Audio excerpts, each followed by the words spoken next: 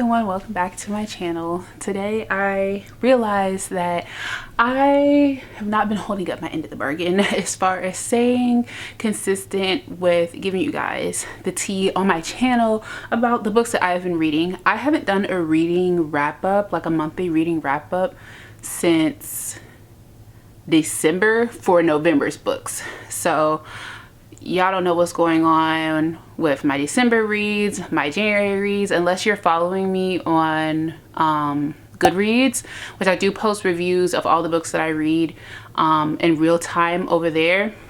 But if you're not getting like my 3-word reviews or whatever, and I've read some really good freaking books, but like you guys don't know that because I haven't told you, and I feel really badly because life has been lifing. If you guys didn't see my last video, girl, I just life is laughing. So, but I have been reading because that is my happy space and my happy place. So I definitely have been continuing reading. I just haven't made enough time to sit down and like catch up with you guys. So what I'm going to do today is I'm going to give you just some quick like my 3-word reviews of some of the books, not all of the books that I read in December and January, and even some of these I've read in the month of February so far, because the way it's looking, I don't know if I'm going to be able to do a February reading wrap up. I'm going to try to be a little bit more intentional, but just in case, y'all will see where I'm at with like 1 or 2 books so far this month. But before I get to that, thank you guys so much for riding with me and staying a part of the Anita Library family. I appreciate you guys so much. I miss you guys. I haven't like had a sit down video, I feel like, in a hot minute. So and especially like just talking about books that I have read. Like I did a haul, like I was currently reading one of the books in like my last video, but like sitting down and nerding out about books that I have read and the books that I've loved or books that I haven't loved so much, I haven't had the opportunity to do that. So thank you guys so much for clicking on this video, watching this video, and like giving it a thumbs up if you like this style, because I definitely want to keep doing this for you guys if you guys continue to like it. So give it a thumbs up if you like the 3-word style, quick rapid fire reviews of books. And if you haven't already, please consider subscribing. I would love for you to join the Anita Library family. Other than that, let's get into the quick book reviews. So I am going to go back in my little notebook here and see which ones that I have a physical book for. So a lot of these I've been really giving my Kindle some love. So a lot of the books I have read on my Kindle, and I don't have physical copies yet. But one that I read physically and I do have a physical copy for that I rated 5 stars is Finding Me by Viola Davis. I absolutely love this woman. I admire her so much. I respect her work and her craft and her artistry so much. And this book definitely spoke to how hard and like dedicated and resilient and like passionate that she is about her work. But we also saw such a slice of her life and like how much she has overcome and grown through. And I just have even more respect for her, and like I'm even in more awe of her than I was to begin with. And this is absolutely 5 stars. The audiobook was excellent as well. She narrated the audiobook. It just made it come to life even more so than just reading it on the page, and I definitely recommend. When I hauled this, a lot of you guys said that you very much love this book as well, especially for a memoir. And if you're into trying to get into nonfiction, I definitely recommend memoir, and memoir of people that like you love and admire, or that you are curious about, or whatever, because it just makes it so like you're already invested because you're invested in the person. And I just loved it, absolutely. And I think that might be like the last nonfiction that I read, and I'm slacking on my nonfiction, but it's cool. It's cool. It's cool. Also in December, that's the last like physical book that I read that I care to tell you guys about. Oh, I'm just kidding. There's one more. It is We Deserve Monuments by Jazz Hammonds. They're non-binary. They wrote Thirsty, which is their second book. This is their first book. but I read Thirsty first, and I loved that book. I'm pretty sure I rated it 5 stars. This one I rated 4 stars, but I very much loved it. The 3 words, oh, I'm sorry, I didn't tell you the 3 words for finding me. The 3 words I have for this are jaw on floor, because it is so like incredible and amazing for like the things that she went through, and then like I can't believe that this was your real life, but also like how amazing the book was. So jaw on floor for this one. And then for We Deserve Monuments, I have Found Family / Family Secrets. And it was around this time that I found myself really leaning into that like trope, I guess, of contemporary fiction. I love like family saga, family history, family secrets, family drama. Like, I really love reading that in books, and this one had some really, really good plot line and character development. Very even keeled on the plot and the character development in this book. It is YA, if I didn't already say, but I don't think Jazz Hammonds books read juvenile at all. I think there's definitely still something to take away from it, and I adored it. Okay, now I think everything else I have is either from January or February. So you guys, I mentioned this in one of my videos, The Dividing Sky. This is what I was reading that kind of put me in a I don't feel like reading anymore slump, because I was bored to tears. Those are the 3 words that I have for this book, is bored to tears. Literally, I was so frustrated with this, and I'm not above DNFing. It's just I was very curious and I was very excited about this book, and I wanted to see it to the end. Like I wanted to see everything that it had to offer, and at the end of the day, like, I was bored to tears, unfortunately. What else? Grown Women. I rated this one, this was 2 stars if I didn't say. Grown Women by Sarai. This is her debut novel. I rated this one 2.5 stars. The 3 words I have for this are mothers and daughters. This is a family saga book about 4 generations of mothers and daughters, and just the trauma and drama and hurt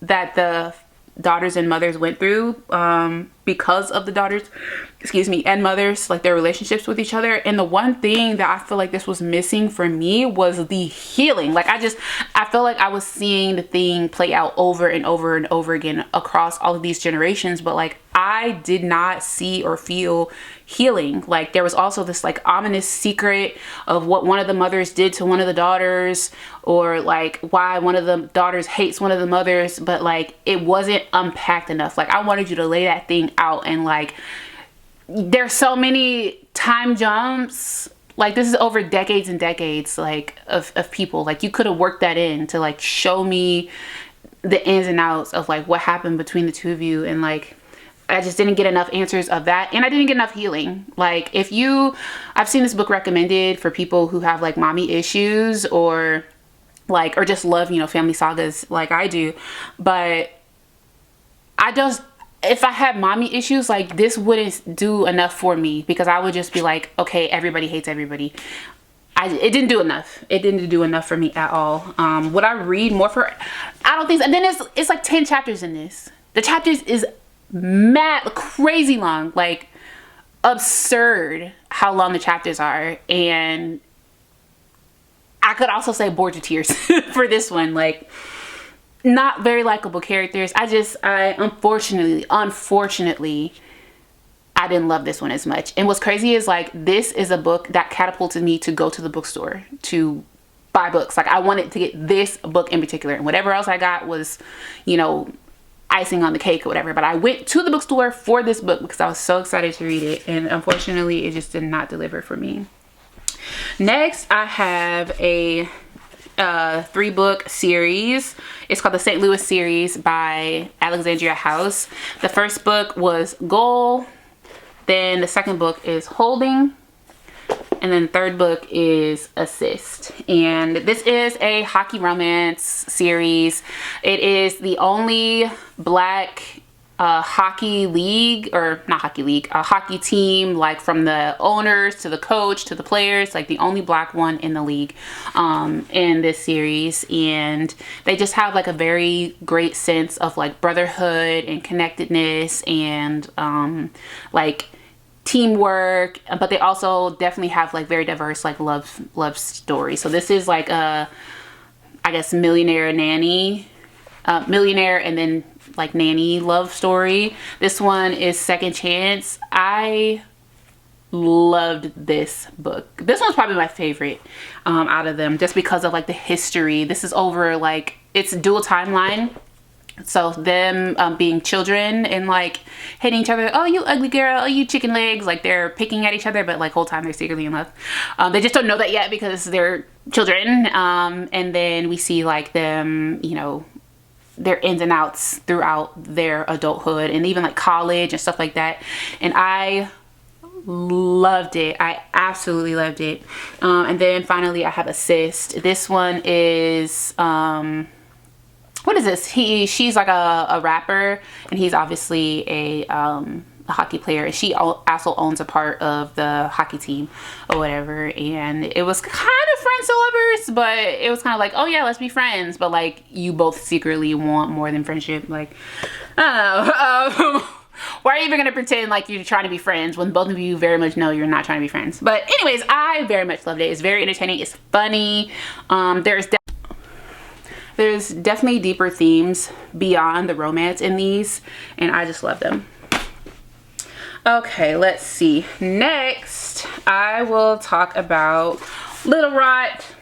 I have 3 words for this one: are uncomfortable, intriguing, and gripping. I rated this one 3.5 stars, and this one was also kind of like I really don't know what to rate this, because it was so uncomfortable. If I had one word to rate this, it was so uncomfortable, but it was such a quick read. I love like the prose in it. Like the writing style is very unique. It is a little more flowery than like I would say I normally lean towards for my contemporary fiction, but I very much love the writing style, the storytelling, like the drawing the reader in. The content is uncomfortable, and the reason why I rated this one so it's mid plus, because it's 3.5 stars, is because I don't know who to, I wouldn't recommend it necessarily. Like if you have interest in it, like sure, fine, like go ahead and do your thing, but like would I be like, oh yeah, like if you're looking for a XYZ type of book, this is the one for you. Like I can't put it in a box and like recommend it to you guys. Am I regretting reading it? No. Like does it, a crumb of it live rent free in my head a little bit? Kind of, but I'm not mad that I read it. It's just unfreaking comfortable, very uncomfortable.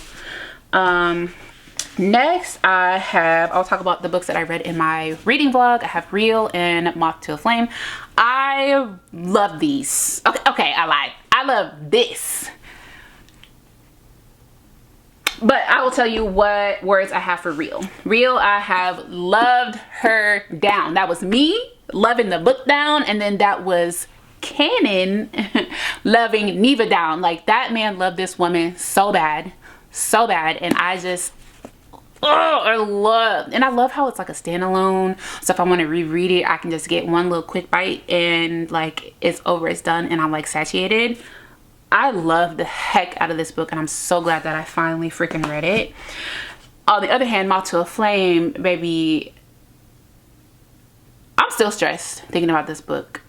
I feel like this is something that I would be interested in reading because it was such a powerful reading experience. I would be interested in rereading this like 10 years from now or something, when I forget everything. I just remember like the feeling. And a lot of the books that I have on my shelf that I have read and they're older, that's kind of what it is. Like I know that I liked it or I enjoyed the reading experience, but I don't remember the details enough to be like, oh yeah, I've read that, like I know what's about to happen.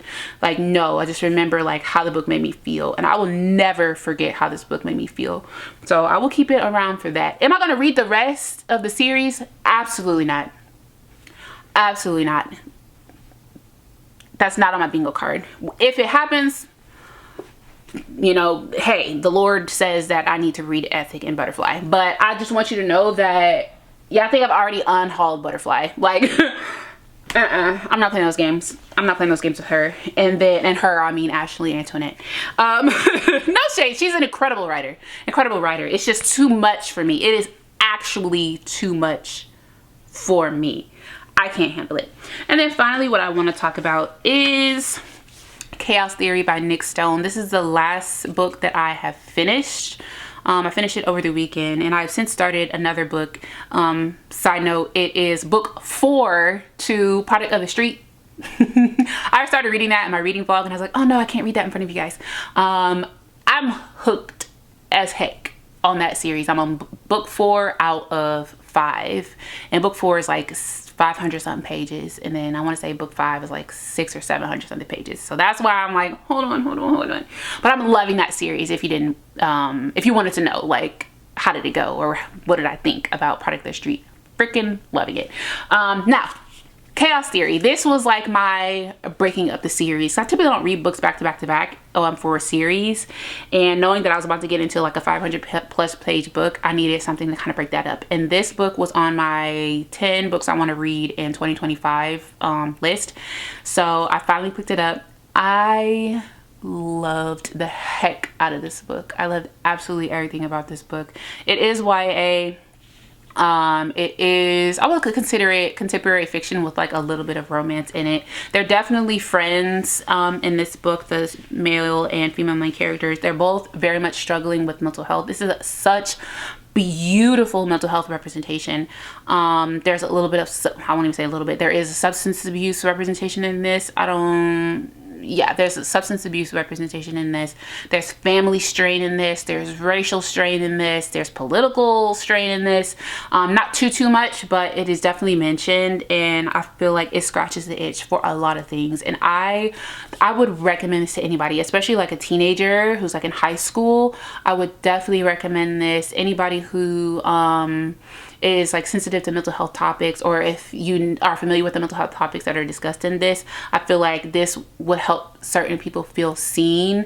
And as somebody who's not necessarily dealing with any of those mental health issues myself, or anyone that I know of, I feel like I better understand those who do deal with those certain things. And I cried I cried 3 times in this one book. I read this in one sitting, in one day, and I cried my little eyeballs out. This is so good. And I've had this for quite a while, and I'm so glad that I finally got to it. I knew that top 10 books that I want to read in 2025 book series, I know those was about to be some bangers. I knew it. I knew it in my little gut. So those are all of the books that I have that I want to like highlight for you guys. There are some really great ones, some like, I don't know, but like notable enough that I wanted you guys to know like how I felt about them. So that is it from December and January and a little bit of February. I just want to leave you guys hanging with my thoughts and my opinions and my reading experiences for what I've been reading lately. So if you guys like this video, please give it a thumbs up, and I can do more of these. Even if I don't do like a monthly reading wrap up, like I will definitely come back and give you guys because I'm bursting at the seams to talk about these books. So thank you guys so much for watching. If you haven't already subscribed, please consider doing so, and I'll see you guys in my next video. Bye.